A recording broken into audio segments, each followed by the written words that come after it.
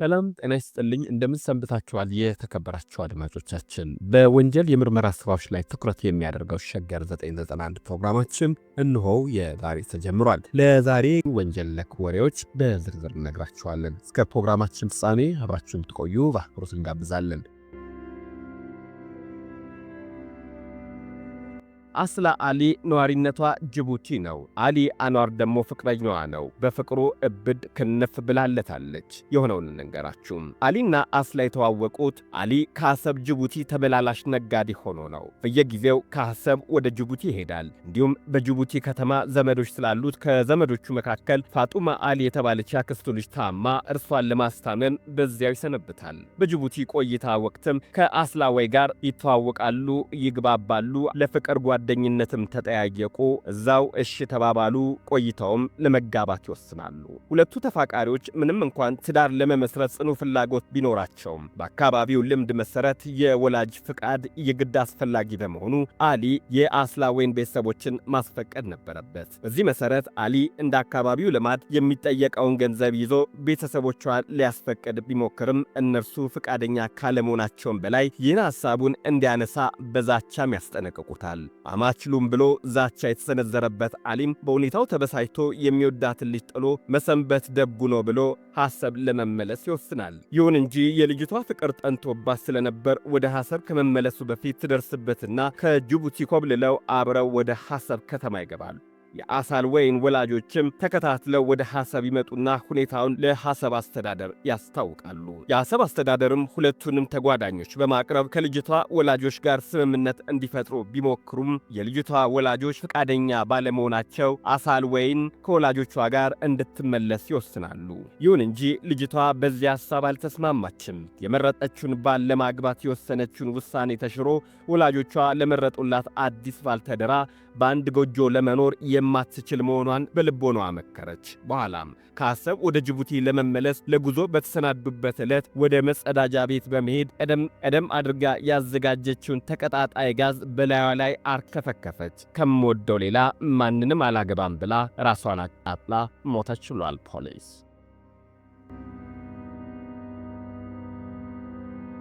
እዚሁ አዲስ አበባ ከተማ ነው። ዓለሙ ከበደ መሸሻና ጥጋቡ በጋሻው አብረው በደባልነት በአንድ ቤት ይኖሩ ነበር። ዓመታትም ተከባብረው ዘልቀው ነበረም።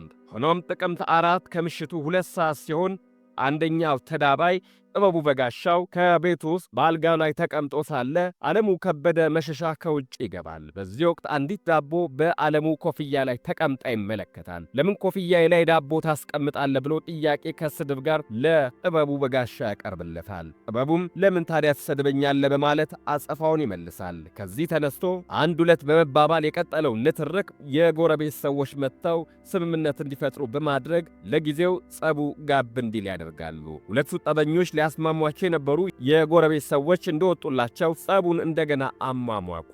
በዚህም ሁለቱም በየአልጋቸው ላይ ሆነው በመሰዳደብ ላይ እንዳሉ ዓለሙ ከበደ ከአልጋው ስር ጅንፎ የጎረሰ ዱላ አንስቶ ሟችን ማል አናቱን ይበረቀሰዋል። ሁለቴም አልተነፈሰ። በአንደኛው ጸጥ ረጭ አለ ትንፋሹ። ሕይወቱ በአንድ የዱላ ምት አለፈም። ጎረቤቶች ጫጫታውና ውካታውን ሰምተው በወቅቱ በመድረሳቸው ተከሳሽ ዓለሙ የትም ሳይሄድ እዛው ይይዙታል፣ ወደ ጣሪያም ይወስዱታል። የሟች ጥበቡ በጋሻ አስክሬንም ለምርመራ ወደ ዳግማዊ ሚኒሊክ ሆስፒታል ይላካል። እዚያም አስፈላጊው ምርመራ በአዲስ አበባ ከተማ ፖሊስ ወንጀል ምርመራ ክፍል ተጣርቶ ከተጠናቀቀ በኋላ መዝገቡ ለከፍተኛው ፍርድ ቤት ሁለተኛ ወንጀል ችሎት ቀርቦ ሲታይ ቆይቶ በተከሳሽ ዓለሙ ከበደ መሸሻ ላይ የ10 ዓመት ጽኑ እስራት ሊፈረድበት ችሏል።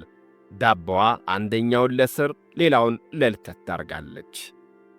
ተከሳሿ ገነት ዳመና ትባላለች። ተቀጥራ ከምትሰራበት ቤት ጎረቤት ከሚገኝ አንድ ወጣት ጋር ትተዋወቃለች። ትውውቃቸውም ከዕለት ወደ ዕለት እየጠነከረ በመሄዱ በመካከላቸው ፍቅር መሰረቱ።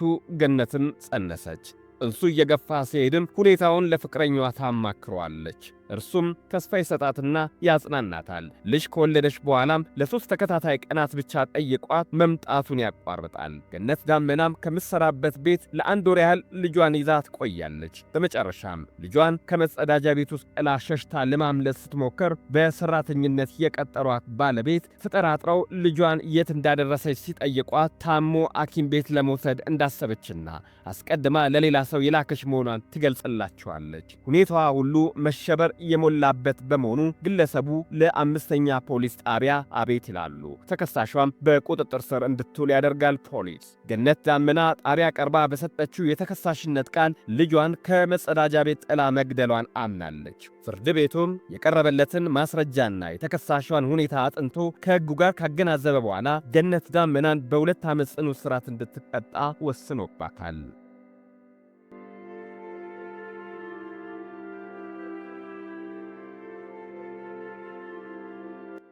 ቀጣዩ የወንጀል ወሬ ቆየት ብሏል። ሐረር ላይ የተፈጸመ ወንጀል ስሙት። ዓለማየሁ ተከስተ ብርሃን ልጁን ሟች መምህር ዮሴፍ ዓለማየሁን በእግር ብረትና በሰንሰለት አስሮ ለ2 ቀናት ካሰቃየው በኋላ በ3ኛ ቀን በጥይት ደብድቦ ገደለው ይላል ፖሊስ። የግድያው መንስኤም ሟች ዮሴፍ ዓለማየሁ ያስተምር ከነበረበት ትምህርት ቤት ከጨርጨር መስጋ ወረዳ ወደ ሐረር ከተማ አባቱ ዘንድ በመምጣት ለአባቱ አባዬ እኔ ሚስት ማግባት ስለምፈልግ እንድትድረኝና እንዳገባም እንድትፈቅድልኝ ነው የመጣሁት ይላል። አባትም ለጊዜው እሺልና ዋላደር ይላል። ልጁ እንደገና መላልሶ ሲጠይቅ ባንተ ጥያቄ መሰረት መዳር አትችልም፣ ቀስ ብዬ እድርሃለሁ በማለት አባት ለሟች ቢገልጽለትም ሟች በአባቱ ሐሳብ ሊስማማ ባለመቻሉ አሁኑኑ መፈጸም አለበት ይላል ጋብቻው። ተከሳሽ በችኮላ መዳር እንደማይቻል ከገለጸለት በኋላ ሟች ወደ ሥራ ቦታ ተመልሶ የማስተማር ሥራውን እንዲቀጥል ራሱና ጎረቤትም ጭምር እንዲመክሩት ያደርጋል። ይሁንና ሟች ምክሩን ሊቀበል እንደማይችልና ካላገባም ወደ ሥራ ቦታው ለመሄድ ፈቃደኛ ለመሆኑን ይናገራል። በውዝግብ 2 ቀንም አለፈ። ዓለማየሁ ተከስተ ልጄ በቀጥታ አብዷልና ማሰር አለብኝ ብሎ ለቤተሰብ ይገልጻል። ከዚያም ሟች የሚታሰርበትን እግር ብረትና ሰንሰለት ይዞ ተጠጋው። መታሰሩም ለሞት የሚያደርሰው ስላልመሰለው ነው እስሩን የተቀበለው። የአባቱን ጸባይ ስለሚያቅም በአባትነቱ የቅጣቱን መልክም ስለሚያውቅ ይሁን አለ። ይሁንና ገዳይ ኢሰብአዊ የሆነ ድርጊት ከመፈጸሙም በላይ በእስር ላይ እንዳለ እህልና ውሃ እንዳይሰጠው ከልክሎት እንደነበረ ድርጊቱን በቅርብ ከተከታተሉት የዓይን ምስክሮች ፖሊስ ለማወቅ ችያለሁ ብሏል። ሟች ዮሴፍ ዓለማየሁ በታሰረ ማግስት መጀመሪያ ከነበረበት ቦታ ወደ ጓዳ ውስጥ እንዲገባ ተደርጎ ከተዘጋበት በኋላ በታሰረ በሁለተኛው ቀን አባት 3 ጥይት በመተኮስ ከገደለው በኋላ በአቅራቢያው ወደሚገኘው ሐረር ከተማ ፖሊስ ጣቢያ ሄዶ እጁን ሰጥቷል። የሐረር ከተማ ፖሊስ ጣቢያም ምርመራውን በመቀጠል ተከሳሽ የምርመራውን ሂደት ያገዳደል ሁኔታ እንዲያስረዳ ጠይቆት ዳረኝ ብሎ ሲለኝ ቀስ ብሎ ይደርሳልና ሄደ የማስተማር ስራን ቀጥል ስለው ሊቀበለኝ ስላልቻለ ካሰርኩት በኋላ የገደልኩት ዕለት ጠዋት ከመግደሌ በፊት የእጁን ሰንሰለት ልፈታለት ስል ምራቁን ፊቴ ላይ ተፍቶ አጸያፊ የብልግና ስድብ ስለሰደበኝ በያዝኩት መሳሪያ ግንባሩን ብዬ ገድዬ እጄን ለእናንተ ሰጥቻለሁ ሲል ለፖሊስ የእምነት ቃሉን ሰጥቷል። የሐረር ፍርድ ቤት ጉዳዩን ከተከታተለ በኋላ የ10 ልጆች አባት የሆነውን ልጁን አስሮና በጥይት ደብድቦ የገደለውን አባት ዓለማየሁ ተከስተን በ20 ዓመት ጽኑ እስራት እንዲቀጣ ወስኖበታል።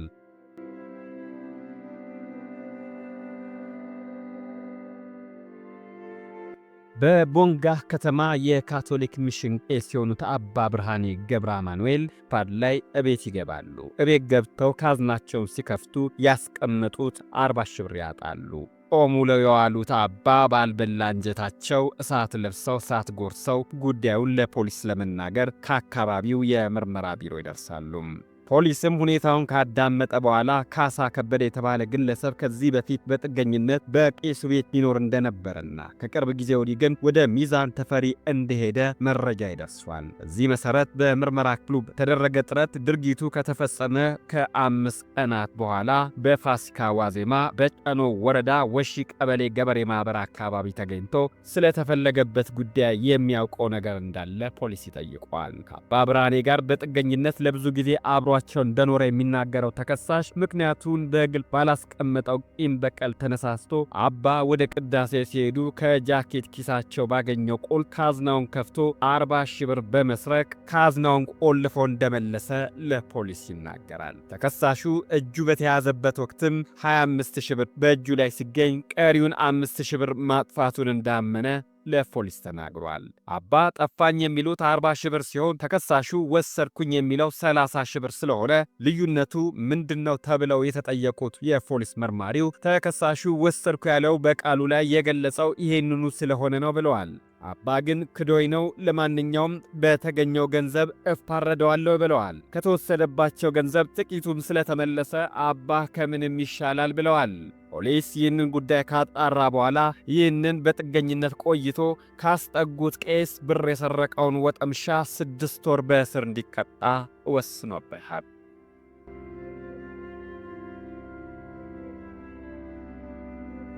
የመካኒሳ የመካነ ኢየሱስ ቤተ ክርስቲያን ናት። የሂሳብ ክፍል ውስጥ ከ350 ሺህ ብር በላይ እንዳለው ለጊዜው ያልተያዘውና በቅጽል ስሙ መምህር በመባል የሚታወቀው ግለሰብ በወንጀሉ ቀጥተኛ ተሳትፎ አድርጓል ለተባሉት ለተክሉ አበበ፣ ለሞገስ ሰይፉ፣ ለሳሌ ጋመናና ለሚሊዮን ቅባቱ መረጃ ይሰጣል።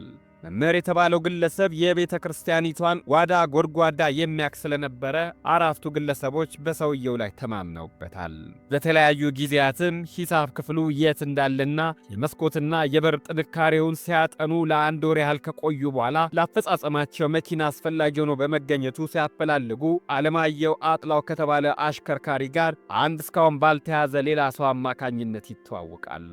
እኔ መኪናውን ለካሳውን ኃይሌ አሁን ያልተያዘው የሰጠሁት ወንጀል እንዲፈጽምበት አይደለም፣ ጓደኛዬ ስለሆነና ልዝናናበት ብሎ ስለለመነኝ አምኜን የሰጠሁት በማለት በዘረፋው ቅንብር ውስጥ እንደሌለበት ሹፌሩ ተናግሯል። ከዚህ ሁሉ ዝግጅት በኋላ በተክሉ አበበ ሹፌርነት በዚሁ በሁዳዴ ጾም አቅራቢያ በቤተ ክርስቲያኑ ቅጥር ግቢ ይደርሱና ለዘበኛው ክላክስ ያደርጋሉ። የጥበቃ ሰራተኛውም ተሽከርካሪውን የማያውቁት በመሆኑ ማንነታቸውን ለማረጋገጥ ሲጠይቁ ተክሌ የቤተ ክርስቲያኑ ፓስተር ስም በመጥራት ዘመዳቸው እንደሆነና መኪና ማሳደሪያ አጥቶ እንደተቸገረ በማስተዛዘን ገልጾ 10 ብር ሸጎጥ ያደርግላቸዋል። በሩን ከፍተውላቸው ከገቡ በኋላ መኪናውን አቆሙና አመስግነው ከግቢ ይወጣሉ። እስከ ምሽቱ 5 ሰዓት በዚያው አካባቢ ከቆዩ በኋላ ተመልሰው ወደ ቤተ ክርስቲያኑ በመሄድ ባለመኪኖቹ መሆናቸውን ተናግረው ይገባሉ። ተመልካች በሌለበት ግቢ ያለ ስጋት የዘበኛውን እጅና እግር ጠፍረው በማሰርና ድምፅ እንዳያወጡ በማፈን መሬት ከጣሏቸው በኋላ በቀጥታ ወደ ሂሳብ ክፍሉ ይሄዳሉ።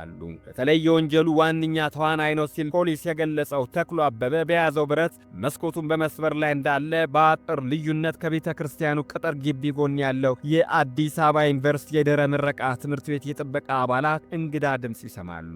ሁኔታውን ለማጣራት ያደረጉት ጥረት ተከሳሾቹን አስደንብሯቸው በየፊናቸው ሮጠው ሲያመልጡ ቤቱን ይሰረስር የነበረው ተክሉ አበበ ግራ ተጋብቶ ይመስላል በአጥር ዘሎና ሮጦ ዘበኞቹ ቤት በመግባቱ እዚያው ሲያዝ ተባባሪዎቹም በሱ ጠቋሚነት በማግስቱ ከየቦታው ሊለቀሙ ችለዋል። የወንጀሉ ዋነኛ ተዋናይ የተባለው ተክሉ አበበ ሲናገር በቤተ ክርስቲያኑ አካባቢ ከምሽቱ 3 ሰዓት ገደማ ሲዟዟሩ ዘበኞች ይዘውት ደብድበው ለፖሊስ እንዳስረከቡትና የፈጸመው ምንም አይነት ሕገወጥ ድርጊት የለም ብለዋል። ፖሊስ ግን ወንጀሉ ከተፈጸመበት የሂሳብ ክፍል መስኮት ላይ የተገኘው ስውር አሻራ ከተክሉ አሻራ ጋር አንድ አይነት ሆኖ አግኝቼዋለሁም ብለዋል። ሳሉ ገመናና ሚሊዮን ቅባቱ የተባሉ ተከሳሾችም በወንጀሉ ቀጥተኛ ተሳታፊ እንዳልሆኑ ጠቁመው ተክሉ አበበ መኪናውን እንዲያገኝ ሁኔታዎቹን ያመቻቹለት እንደሆነ ሲገልጹ፣ ሞገስ ሰይፎ የተባለው ግን ከቃሌ ውጪ ምንም አልናገርም ብሏል። ፖሊስ ግን የሁሉንም ተከሳሾች ድርጊት የሚያረጋግጥ በቂ ማስረጃ አለኝ ብሏል።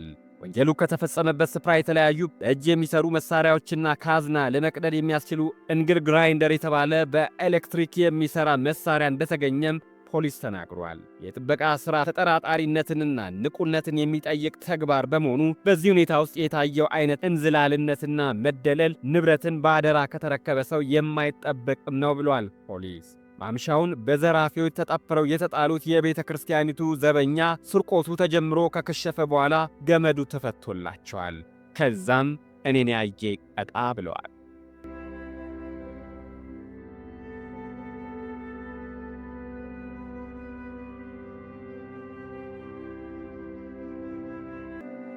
ጋሞ ጎፋ አርባ ምንጭ ከተማ ላይ ነው አሁን የምንነግራችሁ የወንጀል ታሪክ የተፈጸመው። አሰለፈች አብዩ በአደራ የተቀበለችውን 17,000 ብር ይዛ እልም ብላለች። ተከሳሿ በአቶ ጎጀራ ሰጤ ንግድ ቤት በአልጋ አከራይነት ስትሰራ ከጎንደር ወደ አርባ ምንጭ ከተማ የሄዱት ወይዘሮ ተናኝን ታገኛቸዋለች። ተከራይዋም የተከራዩትን የመኝታ ክፍል መዝጊያው አስተማማኝ ባለመሆኑ ለስንቅ የያዙትን ገንዘብ ባደራ ለማስቀመጥ ይወስናሉ።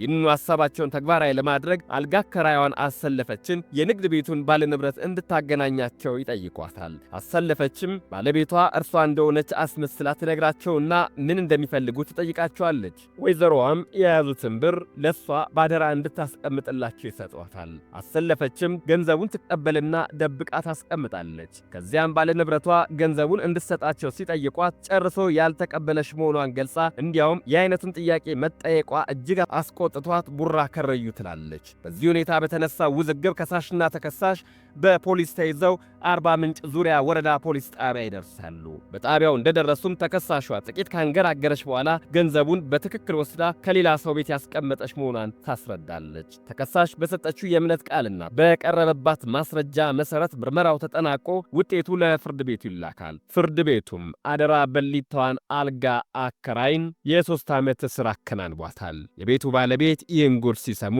ሲያንሳት ነው ብለዋል።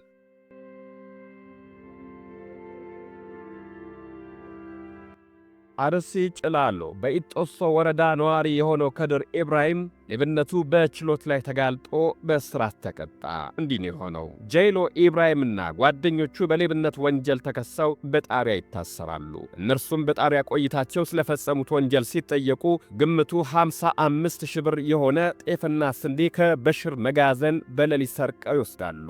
እዚህም የሰው ማስረጃ ሆኖ ከፍርድ ቤት የቀረበው አንደኛው ከድር ኢብራሂም ነው። ከድር የአቃቢ ሕግ ማስረጃ ሆኖ ፍርድ ቤት ሄዶ የምስክርነት ቃሉን ሲሰጥ በወቅቱ የአቃቢ ሕግና የተከሳሾች ግራና ቀኝ ጥያቄ ቀርቦለት ያየውን ተናግሮ መስክሮ አበቃ።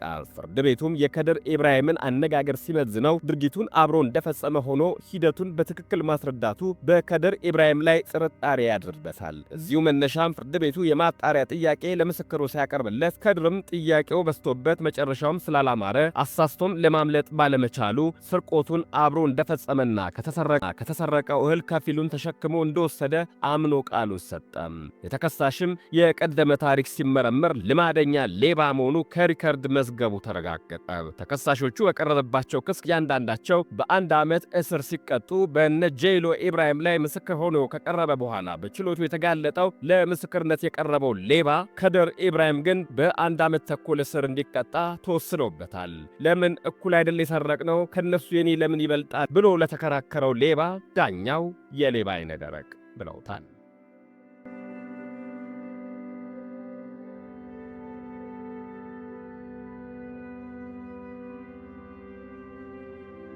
ብርሃኑ ወርቁ ይባላል። በዩኒቨርሲቲ ውስጥ የሰራተኞች ልብስና ጫማም ቀበኛ ነው። ብርሃኑ የምግብ ቤት ውስጥ ገብቶ የሰራተኞችን የሥራ መገልገያ ሽርጥ፣ ልዩ ልዩ ልብሶችና ጫማ ሰርቆ ሊወጣ ሲሞክር በግቢው የጥበቃ ጓዶች እጅ ከፍንጅ ይያዛል። ተከሳሹ የሰረቀውን ንብረት እንደያዘም ወደ ጣቢያ ተወስዶ ለምርመራ ክፍሉ በሰጠው የተከሳሽነት ቃል በዩኒቨርሲቲው ምግብ ቤት በተስፈኝነት ሲቀለብ በመቆየቱ መግቢያ መውጫውን በማወቁና ሰራተኞችም ለሥራ የሚገለገሉበትን ለመቀያየራ የሚያገለግላቸውም ልብስ በምግብ ቤት ውስጥ ባላቸው የልብስ ማስቀመጫ ሳጥን እየተው መሄዳቸውን ስለሚያውቅ አጋጣሚ ጠብቆ ለመስረቅ መፈለጉንና በተያዘበትም ዕለት ከምሽቱ 5 ሰዓት ላይ በአጥር ዘሎ ገብቶ አድፍጦ ከቆየ በኋላ ከሌሊቱ 8 ሰዓት ላይ ሰርቆ ሊወጣ ሲሞክር ነው የተያዘው። ብርሃኑ ወርቁ የተነገረበትን ወንጀል መፈጸሙን ከማመኑም በላይ በማስረጃነት ስለተረጋገጠበት የምርመራ ውጤቱን የተመለከተው ፍርድ ቤት በ4 ዓመት ጽኑ እስራት እንዲቀጣ፣ በእጁ ላይ የተገኘው ንብረትም ለባለ ንብረቶቹ እንዲመለስ ወስኗል። የፍርድ ውሳኔውን የተከታተሉት የተከሳሽ ወይም የወንጀለኛ አባት ይሄን ጉድ ከማይ ሞቼ በቀረው ብለዋል።